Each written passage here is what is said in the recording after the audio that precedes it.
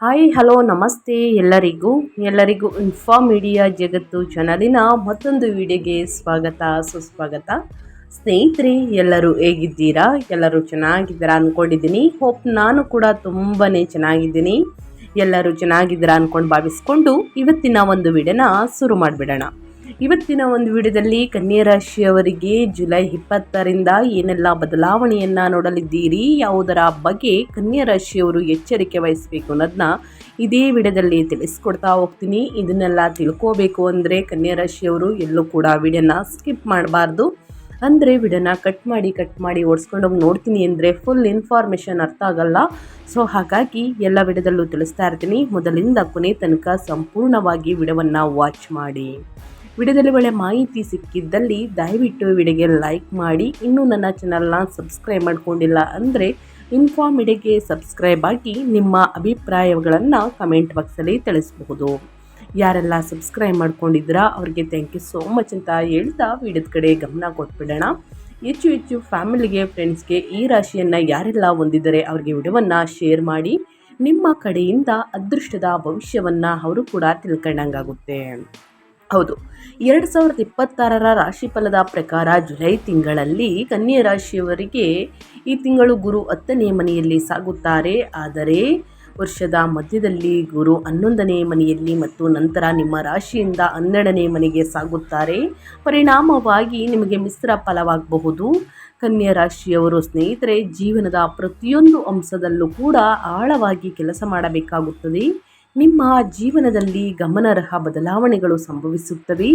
ಈ ಸಮಯದಲ್ಲಿ ನೀವು ನಿಮ್ಮೊಳಗೆ ಒಂದು ಸಾಮರ್ಥ್ಯ ಮತ್ತು ದೃಷ್ಟಿಕೋನವನ್ನು ಅನುಭವಿಸುತ್ತೀರಿ.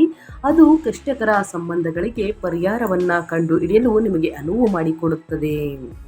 2026 ಜುಲೈ 20ರಿಂದ ಪ್ರಮುಖ ಗ್ರಹಗಳ ಚಲನೆಗಳು ಕ್ರಮೇಣ ನಿಮ್ಮ ನಿರ್ಧಾರಗಳು ಮತ್ತು ಆದ್ಯತೆಗಳನ್ನು ಪಕ್ವಗೊಳಿಸುತ್ತದೆ. ಇದು ನಿಮ್ಮ ಯೋಜನೆಗಳನ್ನು ಸ್ನೇಹಿತರೆ ಬಲಪಡಿಸಲು, ಹಳೆಯ ಪ್ರಯತ್ನಗಳನ್ನು ಹೊಸಪಡಿಸಿಕೊಳ್ಳಲು ಸಮಯ ಅಂತಲೇ ಹೇಳಬಹುದು. ಹಣಕಾಸಿನ ವಿಷಯಗಳು ಸ್ಥಿರತೆಗೆ ಕಾರಣವಾಗುತ್ತವೆ, ಸಂಬಂಧಗಳು ಪ್ರಬುದ್ಧವಾಗುತ್ತವೆ ಮತ್ತು ನಿಮ್ಮ ಆರೋಗ್ಯವು ಕ್ರಮೇಣವಾಗಿ ಸುಧಾರಿಸುತ್ತವೆ. ಒಟ್ಟಾರೆಯಾಗಿ ಸ್ನೇಹಿತರೆ, ಕನ್ಯಾ ರಾಶಿಯವರಿಗೆ ಈ ತಿಂಗಳಲ್ಲಿ ಏನೆಲ್ಲ ಬೆಳವಣಿಗೆ, ಅರಿವು ಮತ್ತು ಜವಾಬ್ದಾರಿಯುತ ಪ್ರಗತಿಯ ತಿಂಗಳು ಎಂಬುದನ್ನು ಸೂಚಿಸುತ್ತದೆ. ನಿಮ್ಮ ಜೀವನದ ಪ್ರತಿಯೊಂದು ಕ್ಷೇತ್ರದಲ್ಲೂ ನೀವು ಸಮತೋಲನ ಮತ್ತು ಯಶಸ್ಸನ್ನು ಅನುಭವಿಸುವಿರಿ. ಆದರೆ ನೀವು ಸವಾಲುಗಳನ್ನು ಸಹ ಎದುರಿಸಬೇಕಾಗಿ ಬರುತ್ತದೆ. ಒಟ್ಟಾರೆಯಾಗಿ ಹೇಳಬೇಕು ಅಂದರೆ ಏನೆಲ್ಲ ಬದಲಾವಣೆಯನ್ನು ಹಣಕಾಸಿನಲ್ಲಿ ನೋಡಲಿದ್ದೀರಿ, ಯಾವುದರ ಬಗ್ಗೆ ಮುನ್ನೆಚ್ಚರಿಕೆಗಳನ್ನು ತೆಗೆದುಕೊಳ್ಬೇಕು ಅನ್ನೋದನ್ನ ಕನ್ಯಾ ರಾಶಿಯವರಿಗೆ ಇದೇ ವಿಡಿಯೋದಲ್ಲಿ ತಿಳಿಸ್ಕೊಡ್ತಾ ಹೋಗ್ತೀನಿ.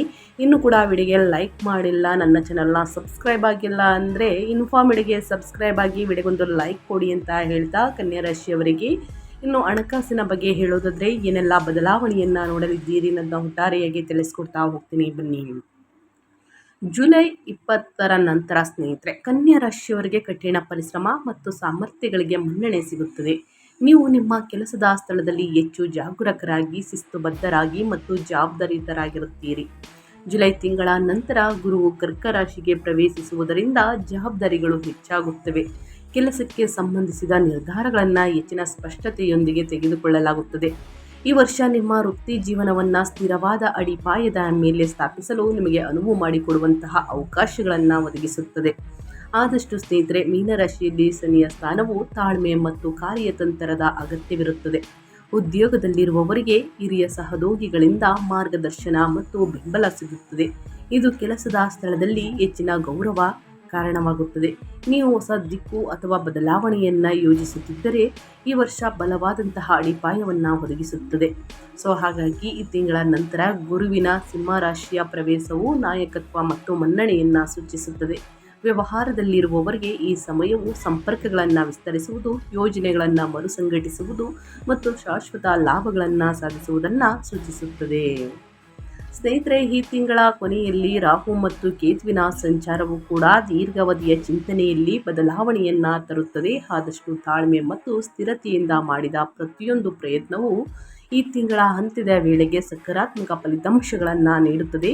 ಯಾವುದೇ ಕೆಲಸದಲ್ಲಿ ಆತುರ ಪಡುವುದು ಹಾನಿಕಾರವಾಗಿದೆ ಸ್ನೇಹಿತರೆ, ಇದನ್ನು ಗಮನದಲ್ಲಿಟ್ಕೊಳ್ಳಿ ಅಂತ ಹೇಳ್ತಾ ಇನ್ನು ವೃತ್ತಿ ಜೀವನದ ಬಗ್ಗೆ ಹೇಳೋದಾದರೆ, ವೃತ್ತಿ ಜೀವನ ಈ ತಿಂಗಳಲ್ಲಿ ಕನ್ಯಾ ರಾಶಿಯವರಿಗೆ ವೃತ್ತಿ ಮತ್ತು ವ್ಯವಹಾರದ ವಿಷಯದಲ್ಲಿ ಯಶಸ್ಸನ್ನು ತರುತ್ತದೆ. ನಿಮ್ಮ ವೃತ್ತಿ ಜೀವನಕ್ಕೆ ಹೊಸ ಶಕ್ತಿ ಮತ್ತು ಆವೇಗವನ್ನು ತರುತ್ತದೆ. ಕೆಲಸದಲ್ಲಿ ನಿಮ್ಮ ಕಾರ್ಯಕ್ಷಮತೆ ಸುಧಾರಿಸುವುದಲ್ಲದೆ ನಿಮ್ಮ ನಾಯಕತ್ವ ಕೌಶಲ್ಯಗಳು ಸಹ ಒಳೆಯುತ್ತವೆ. ನಿಮಗೆ ಗುರಿಗಳನ್ನು ಹೊಂದಿಸಲು, ಯೋಜನೆಗಳನ್ನು ರೂಪಿಸಲು ಮತ್ತು ಅವುಗಳನ್ನು ಪರಿಣಾಮಕಾರಿಯಾಗಿ ಕಾರ್ಯಗತಗೊಳಿಸಲು ಅವಕಾಶವನ್ನು ಒದಗಿಸುತ್ತದೆ. ಉದ್ಯೋಗದಲ್ಲಿರುವವರಿಗೆ ಈ ತಿಂಗಳು ನಿಮ್ಮ ಕೆಲಸದಲ್ಲಿ ಸ್ಥಿರತೆ ಮತ್ತು ಪ್ರಗತಿಯನ್ನು ತರುತ್ತದೆ. ಅನೇಕ ವ್ಯಕ್ತಿಗಳಿಗೆ ಹೊಸ ಜವಾಬ್ದಾರಿಗಳನ್ನು ನೀಡಲಾಗುವುದು. ಇದು ನಿಮ್ಮ ಸಾಮರ್ಥ್ಯವನ್ನು ಮತ್ತಷ್ಟು ಬಲಪಡಿಸುತ್ತದೆ. ನೀವು ಉದ್ಯೋಗ ಬದಲಾವಣೆಯನ್ನು ಪರಿಗಣಿಸುತ್ತಿದ್ದರೆ ಸರಿಯಾದ ಸಮಯದಲ್ಲಿ ನೀವು ಉತ್ತಮ ಆಯ್ಕೆಗಳನ್ನು ಕಂಡುಕೊಳ್ಳಬಹುದು. ವ್ಯವಹಾರದಲ್ಲಿ ಇರುವವರಿಗೆ ಈ ತಿಂಗಳು ಬೆಳವಣಿಗೆ ಮತ್ತು ವಿಸ್ತರಣೆಯನ್ನು ಸೂಚಿಸುತ್ತದೆ. ಪಾಲುದಾರಿಕೆಯಲ್ಲಿ ಇರುವವರಿಗೆ ಈ ತಿಂಗಳು ಪ್ರಯೋಜನಕಾರಿಯಾಗಿರುತ್ತದೆ, ಆದರೆ ಎಚ್ಚರಿಕೆ ಅಗತ್ಯ ಕೂಡ ಬೇಕಾಗುತ್ತದೆ. ನೀವು ಹೊಸ ಯೋಜನೆಗಳು, ಹೊಸ ಸಂಪರ್ಕಗಳು ಮತ್ತು ಹೊಸ ಅವಕಾಶಗಳಲ್ಲಿ ತೊಡಗಿಸಿಕೊಳ್ಳಬಹುದು. ಸ್ನೇಹಿತರೆ, ಕನ್ಯಾ ರಾಶಿಯ ವ್ಯಕ್ತಿಗಳು ಕೆಲಸವು ಸ್ವಲ್ಪ ಒತ್ತಡವನ್ನು ಅನುಭವಿಸಬಹುದಾದರೂ ನಿಮ್ಮ ಆತ್ಮವಿಶ್ವಾಸವು ನಿಮ್ಮನ್ನು ಸರಿಯಾದ ದಿಕ್ಕಿನಲ್ಲಿ ಮುನ್ನಡೆಸುತ್ತದೆ. ಈ ತಿಂಗಳು ನಿಮ್ಮ ನಿರ್ಧಾರಗಳು ದೂರಗಾಮಿ ಫಲಿತಾಂಶಗಳನ್ನು ನೀಡಬಹುದು, ಆದ್ದರಿಂದ ಆತುರ ಪಡದಿರುವುದು ಉತ್ತಮ. ಒಟ್ಟಾರೆಯಾಗಿ ಕನ್ಯಾ ರಾಶಿಯವರು ಏನೆಲ್ಲ ಬದಲಾವಣೆಯನ್ನು ನೋಡಲಿದ್ದೀರಿ ಅಂತ ಕಂಪ್ಲೀಟಾಗಿ ತಿಳಿಸ್ಕೊಟ್ಟಿದ್ದೀನಿ.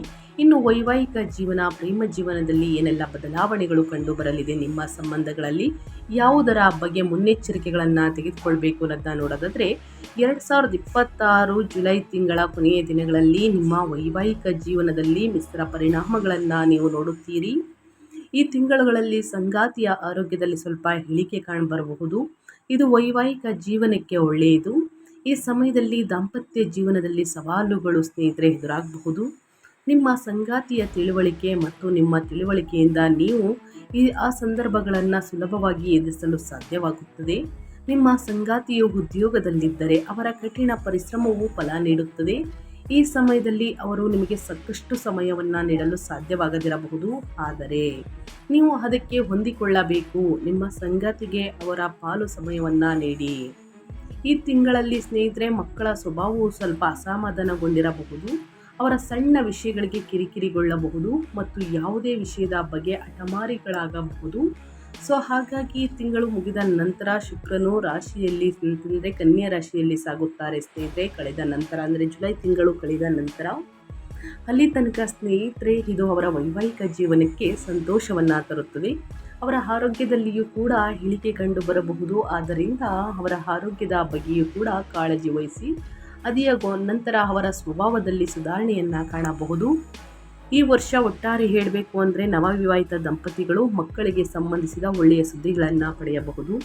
ನಿಮ್ಮ ಸಂಗಾತಿಯಿಂದ ಏನಾದರೂ ಲಾಭ ಪಡೆಯುವಂತಹ ಬಲವಾದ ಸಾಧ್ಯತೆ ಇದೆ. ಪ್ರೇಮ ಜೀವನದ ಬಗ್ಗೆ ತಿಳಿಸ್ಕೊಡಿ ಅಂತ ಕೇಳ್ತಿದ್ವಿ. ಕನ್ಯಾ ರಾಶಿಯವರಿಗೆ ಪ್ರೀತಿ ಮತ್ತು ಕುಟುಂಬ ಸಂಬಂಧಗಳ ವಿಷಯದಲ್ಲಿ ಮಿಶ್ರ ವರ್ಷವನ್ನು ಸೂಚಿಸುತ್ತದೆ.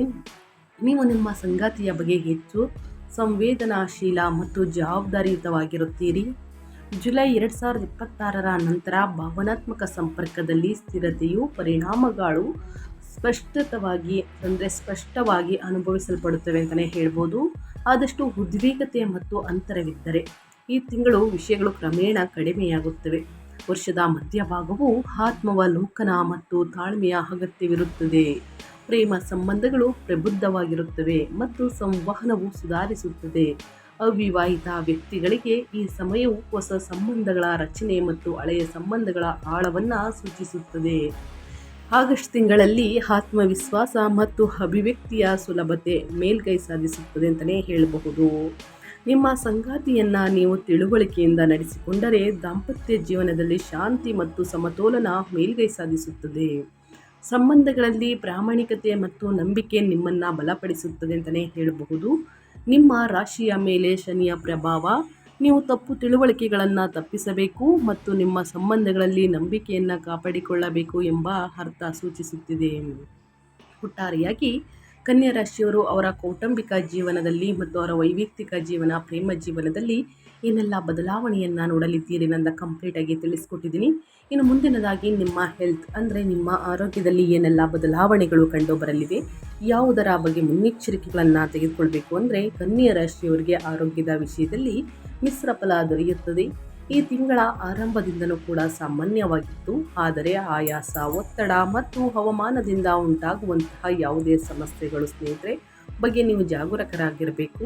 ಮೀನ ರಾಶಿಯಲ್ಲಿ ಶನಿಯ ಸ್ಥಾನವು ಶಿಸ್ತು ಮತ್ತು ಕ್ರಮಬದ್ಧತೆಯ ಅಗತ್ಯವಿರುತ್ತದೆ. ಕ್ರಮೇಣ ನಿಮ್ಮ ಶಕ್ತಿ ಮತ್ತು ಸಹಿಷ್ಣುತೆ ಸುಧಾರಿಸುತ್ತದೆ. ಜುಲೈ ತಿಂಗಳ ನಂತರ ಕಟಕ ರಾಶಿಗೆ ಗುರುವಿನ ಪ್ರವೇಶವು ನಿಮ್ಮ ಆರೋಗ್ಯದ ಅರಿವನ್ನು ಹೆಚ್ಚಿಸುತ್ತದೆ. ಆರೋಗ್ಯಕರ ಮತ್ತು ಶಿಸ್ತಿನ ಜೀವನ ಶೈಲಿಯನ್ನು ಅಳವಡಿಸಿಕೊಳ್ಳಲು ಉತ್ತಮ ಸಮಯವಾಗಿರುತ್ತದೆ. ಯೋಗ, ಧ್ಯಾನ ಮತ್ತು ಲಘು ವ್ಯಾಯಾಮವು ಮಾನಸಿಕವಾಗಿ ಮತ್ತು ದೈಹಿಕವಾಗಿ ಸುಧಾರಿಸಲು ನಿಮಗೆ ಸಹಾಯವನ್ನು ಮಾಡುತ್ತದೆ. ನಿಮಗೆ ಯಾವುದೇ ದೀರ್ಘಕಾಲದ ಆರೋಗ್ಯ ಸಮಸ್ಯೆಗಳು ಇದ್ದರೆ ನಿಮ್ಮ ಬಗ್ಗೆ ಕಾಳಜಿ ವಹಿಸಿ. ಆಗಸ್ಟ್ ತಿಂಗಳು ಅಕ್ಟೋಬರ್ ನಂತರ ಗುರುವಿನ ಸಿಂಹರಾಶಿಗೆ ಪ್ರವೇಶವು ನಿಮ್ಮ ಆತ್ಮವಿಶ್ವಾಸವನ್ನು ಹೆಚ್ಚಿಸುತ್ತದೆ. ಸಮತೋಲಿತ ಆಹಾರವನ್ನು ಕಾಪಾಡಿಕೊಳ್ಳಿ ಮತ್ತು ಅನಿಯಮಿತ ದಿನಚರಿಯನ್ನು ತಪ್ಪಿಸಿ. ವರ್ಷದ ಕೊನೆಯಲ್ಲೂ ಕೂಡ ಸ್ನೇಹಿತರೆ, ರಾಹು ಮತ್ತು ಕೇತುವಿನ ಸ್ಥಾನವು ನಿಮ್ಮ ಜೀವನ ಶೈಲಿಯ ಬಗ್ಗೆ ಜಾಗರೂಕರಾಗಿರಲು ನಿಮಗೆ ಸಲಹೆಯನ್ನು ನೀಡುತ್ತದೆ. ಒಟ್ಟಾರೆಯಾಗಿ ನಿಮ್ಮ ಹೆಲ್ತ್ ಬಗ್ಗೆ ಗಮನ ಕೊಡಲೇಬೇಕು ಸ್ನೇಹಿತರೆ. ಉನ್ನತ ಆರೋಗ್ಯಕ್ಕೋಸ್ಕರ ಪ್ರತಿದಿನ ಯೋಗ, ಧ್ಯಾನ, ಮೆಡಿಟೇಷನನ್ನು ಮಾಡಬೇಕಾಗುತ್ತದೆ. ಅತಿಯಾದ ಒತ್ತಡವನ್ನು ಕಡಿಮೆ ಮಾಡಿಕೊಳ್ಳಿ ಅಂತ ಹೇಳ್ತಾ ವಿಶ್ರಾಂತಿಯನ್ನು ತೆಗೆದುಕೊಳ್ಳಿ. ಇನ್ನು ಅದೇ ರೀತಿ ವಿದ್ಯಾರ್ಥಿಗಳ ಬಗ್ಗೆ ಹೇಳೋದಾದರೆ, ಕನ್ಯಾ ರಾಶಿಯ ವಿದ್ಯಾರ್ಥಿಗಳು ಯಾವುದರ ಬಗ್ಗೆ ಎಚ್ಚರಿಕೆ ವಹಿಸಬೇಕು, ಏನೆಲ್ಲ ಅದೃಷ್ಟದ ಫಲಗಳನ್ನು ಗಳಿಸಲಿದ್ದೀರಿ ಅಂದರೆ, ಶಿಕ್ಷಣದ ವಿಷಯದಲ್ಲಿ ಕನ್ಯಾ ರಾಶಿಯ ವ್ಯಕ್ತಿಗಳು 2026 ವಿದ್ಯಾರ್ಥಿಗಳು ಸ್ನೇಹಿತರೆ ಈ ತಿಂಗಳಿಂದ ಯಶಸ್ಸನ್ನು ಸಾಧಿಸಲು ಕಠಿಣ ಪರಿಶ್ರಮ, ಸಮರ್ಪಣೆ ಮತ್ತು ಆತ್ಮವಿಶ್ವಾಸವನ್ನು ಕಾಪಾಡಿಕೊಳ್ಳಬೇಕಾಗುತ್ತದೆ ಎಂದು ಗ್ರಹಗಳು ಸೂಚಿಸುತ್ತಿದೆ. ಅದೃಷ್ಟವು ಕಡಿಮೆ ಪ್ರಯತ್ನದಿಂದ ಹೆಚ್ಚಿನ ಯಶಸ್ಸಿಗೆ ಕಾರಣವಾಗುತ್ತದೆ. ಅಧ್ಯಯನದಲ್ಲಿ ಸ್ಥಿರತೆಯನ್ನು ಕಾಪಾಡಿಕೊಳ್ಳುವುದು ಮತ್ತು ನಿಮ್ಮ ಗುರಿಗಳ ಮೇಲೆ ಕೇಂದ್ರೀಕರಿಸುವುದು ಅತ್ಯುತ್ತಮ ಫಲಿತಾಂಶಗಳನ್ನು ನೀಡುತ್ತದೆ. ಜುಲೈ ತಿಂಗಳ ನಂತರ ಗುರುವಿನ ಪ್ರಭಾವವು ನಿಮ್ಮ ಜ್ಞಾನ ಕೌಶಲ್ಯಗಳನ್ನು ಹೆಚ್ಚಿಸುತ್ತದೆ. ನೀವು ಸ್ಪರ್ಧಾತ್ಮಕ ಪರೀಕ್ಷೆಗೆ, ಉನ್ನತ ಶಿಕ್ಷಣ ಅಥವಾ ವಿಶೇಷ ಕೋರ್ಸ್ಗೆ ತಯಾರಿಯನ್ನು ನಡೆಸುತ್ತಿದ್ದರೆ ಈ ತಿಂಗಳ ಅಂತ್ಯದಲ್ಲಿ ಅನುಕೂಲಕರವಾಗಿರುತ್ತದೆ. ಮುಂದಿನ ತಿಂಗಳು ಕೂಡ ಬೆಟರ್ ಇರಲಿದೆ ಅಂತಲೇ ಹೇಳ್ಬೋದು. ಆದಷ್ಟು ತಾಳ್ಮೆ, ಶಿಸ್ತು ಅಗತ್ಯವಿರುತ್ತದೆ. ನಿಮ್ಮ ಕಲಿಕಾ ಸಾಮರ್ಥ್ಯ ಹೆಚ್ಚಾಗುತ್ತದೆ ಮತ್ತು ನೀವು ಕಷ್ಟಕರವಾದ ವಿಷಯಗಳನ್ನು ಸಹ ಸುಲಭವಾಗಿ ಅರ್ಥ ಮಾಡಿಕೊಳ್ಳಲು ಸಾಧ್ಯವಾಗುತ್ತದೆ. ವರ್ಷವಿಡೀ ಮೀನರಾಶಿಯಲ್ಲಿ ಶನಿಯ ಸ್ಥಾನದಿಂದಾಗಿ ನಿಯಮಿತ ಅಭ್ಯಾಸವನ್ನು ಕಾಪಾಡಿಕೊಳ್ಳುವುದು ಅತ್ಯಗತ್ಯ. ನಿಮ್ಮ ಯಶಸ್ಸಿಗೆ ಸಮಯ ನಿರ್ವಹಣೆ ಮತ್ತು ಸ್ವಯಂ ಶಿಸ್ತು ಮುಖ್ಯವಾಗಿರುತ್ತದೆ. ನಿಮ್ಮ ಪ್ರಯತ್ನಗಳು ಮತ್ತು ಆತ್ಮವಿಶ್ವಾಸದ ಮುಂದೆ ನಿಮ್ಮ ಅಧ್ಯಯನದಲ್ಲಿನ ಸಣ್ಣ ಸವಾಲುಗಳು ಸಹ ತಡೆಯಲಾಗದು. ಡಿಸೆಂಬರ್ ತನಕನೂ ಕೂಡ ಸರಿಸುಮಾರು ರಾಹು ಕೇತುವಿನ ಸಂಚಾರ ಇರುವ ಕಾರಣ ನಿಮ್ಮ ಗುರಿಗಳಿಗೆ ಹೊಸ ಸ್ಪಷ್ಟತೆಯನ್ನು ತರುತ್ತದೆ.